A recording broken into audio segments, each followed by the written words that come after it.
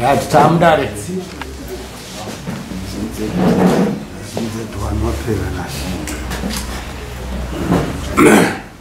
Rudzemba Trimo. Ndiwe.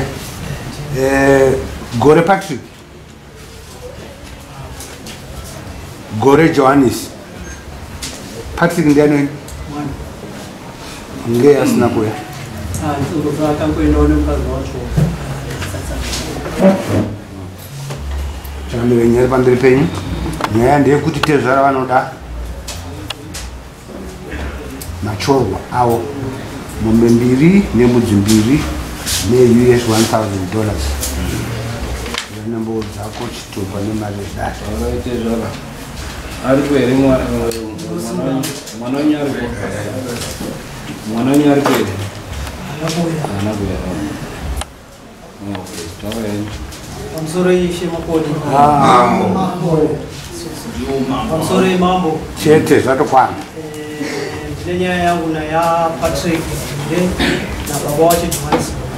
Ngatika ndezvekuti Patrick gore akadanana akafimba mwana wangu wadanana ndokumitisa. Waita pamiri ane 2 months.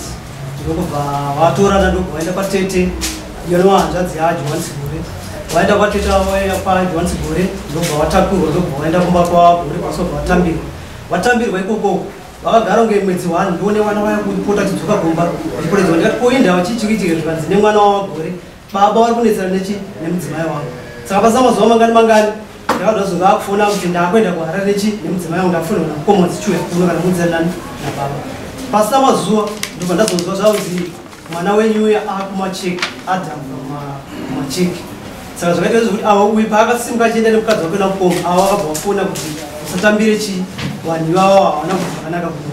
uyu ndokuenda kumacheki pakusvika kumacheki asvika kumacheki hanzi ndobva aba here maklipa efoti aba maklipa efoti ndobva achidabva asungwa bvanzi iwo hatichakwanisi kuchiyere nekuti mukadzi wake akaita sei akasvika takupa community service ndobva akabva anzvenga mukadzi aenda kwaari kuya kuna mukoma pasobva atambirwa namukoma ipa uchifonodza mwana ari kuno pauchienda kwachinotora mwana wangu ini ndanotora mwana wangu ndobva ndanaye pamba ndasvika naye pamba hazviiti ndigare naye ava vasingazvizivi ndobva ndatora mwana wangu nanzvadzi yangu iyo ndobva ndaenda naye kwababa wagore ndasvika kwagore ndavasvika ndapinda pamba pavo pakakiwa gedhi takatora sabhuku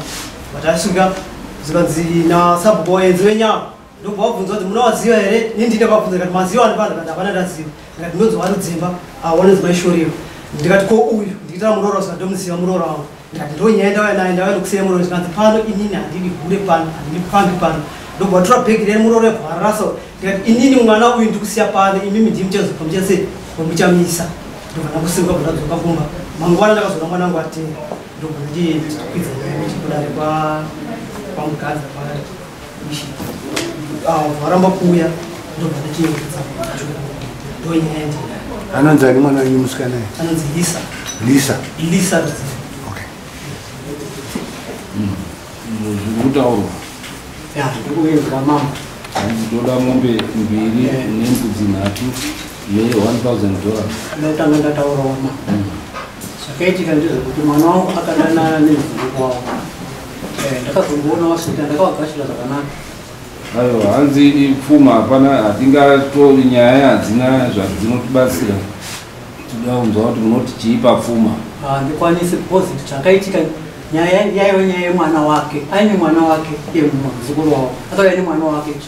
vanga akabereka ndikati mwana ndewanzi kati mwana wangu ndandakarohwa pamuromo saka ndikati manzi kana wauya nemwana wako panapa uchida kurohwa nepano dzorera mwana wako nababa wake worurohwa wako zvakanaka panapa kana usina kudzorera ndimi maitaura izvozvo ndii ndaitaura izvozvo zikanzi aiwa munoona zvamunoita kana muda kuuraya mwana wegarai munoita zvamunoita nemwana wako amai wangu vanoziva zvavanoita kuzi in'anga vanofamba vanogona kugadzira kugadzira ini kana kuti mwana wacho ndikati ini handikwanisi kugara naye mwana akarwara akafa pano asi mwana wangu zvoita sei mimba iyi ine mwana wemuzukuru wako mwana anobaitwa iwe ndiwe muzukuru wangu aikona wabva naye kwamukoma wabva ipapo wavaenda wakabva pamba nhoroondo ngatitaurei nyaya hanzi toda chii munoti chii haina handikwanisi kubvisana chinhu chacho izvi iyo dare Mambo nyaya iripo baba wakatokanganisa kakutanga kutoti mwana uyu uye nemwana wako wakutotsvaka nyaya ndopo wakapinda mumhosva saka imi ndimakadzinga mwana haana kudzingwa mambo chinyarara makanyarara wakatanga kudzinga mwana wapedza kudzinga mwana wakuti tanga waendesa wako vanomuendesepi mwana wavo akatambira mukadzi wake nemwana wake saka imimi hamuna mvumo wekutambira wekuramba izvozvo saka baba vakuti takuda kuvhuma yedu kana kuti matyorwa sekutaura kwamuri kuita kuti tamusi kumuda saka motobvisa izvozvo ndokutoti zvitei mambo pamusoro uya kwaakaita akauya ari oga asina mwana kubva agara 1 week pamba pamba achiita zvavanoita wazongoyo kubva adzokera kumusha kwawo pasekuru wacho vakadzoka mba pasekuru kwawauyewo sena sekuru wacho namai wacho chikanze sekuru gore muri yenyu iyi ndopandakabvunza ndikati muri yangu ndiripi uyu murooraka muri yangu kuti akauya panowo uyu ndio wanisikuaaadzoke kumba kwako maite chakaviri ini ndiri kuona nyaya yavagore yakanaka yavari kutaura havasi kuramba muroora wavo nekuti iro zvava kunyatsa kutsanangudza ndezvakuti vari kuda muroora wavo chanisikuda mwana saka ndinoona sekuti vagore kuti tibatsirane nezvekuti imimi nyaya yekutaurwa pano ndeyepfuma sekutambira kwamuri yemachorwa sekutaura kwamuri kuita saka izvozvo tarisanai nenyaya yemachorwa iyi iri yemwana iyi aiwa munozomira yenyu muchitaura nezvayo asi yamakatarisana nayo ngeyamuri kutaura mega nemurume wenyu zvakanakisa kuti aiwa uyu ndinomuda nemwana ari kumuzukuru wangu ndo iri pano pamberi pedare zvinoreva kutoti imimi ndiyo yamuri kubvunzwa kwete kwamuda kuenda iyo kungosiyanai nako mambo kana uchiti machikora asingotswisisa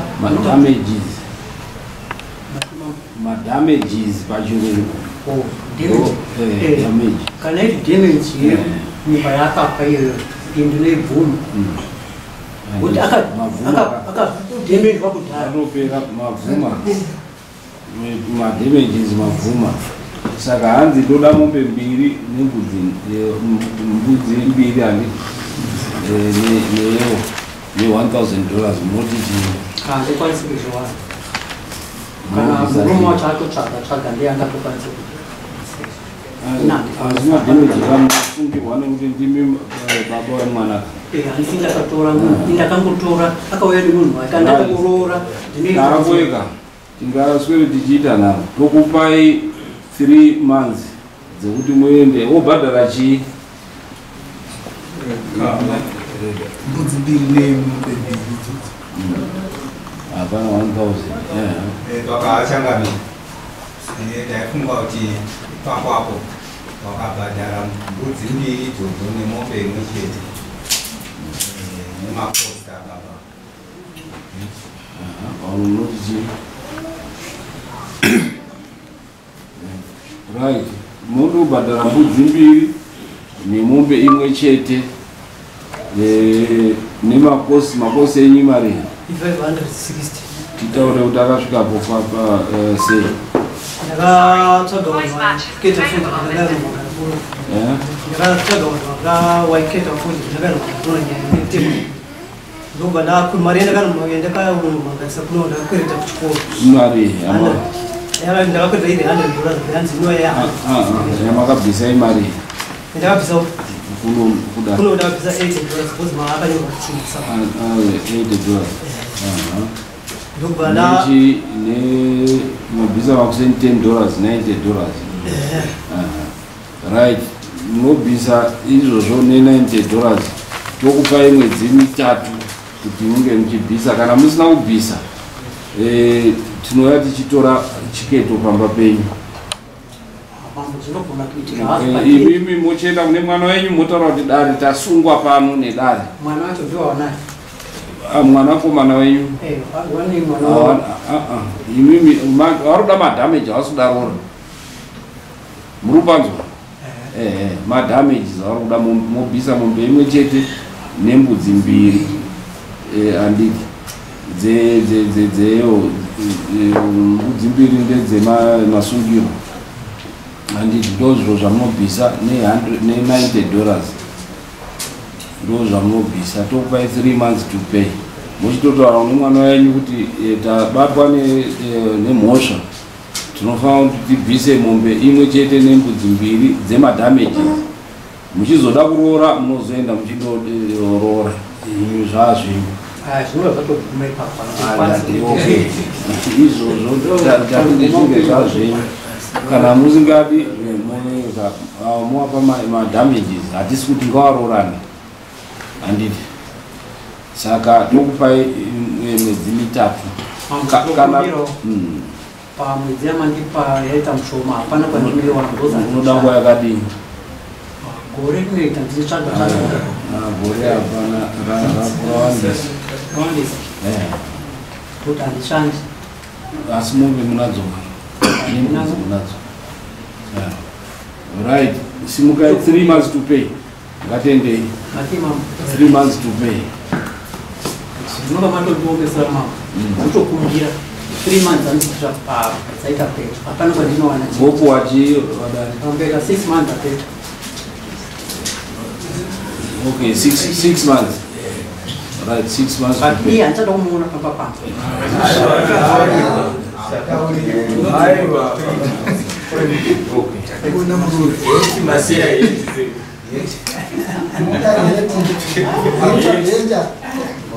mwana wenyu ndiye akandopimba here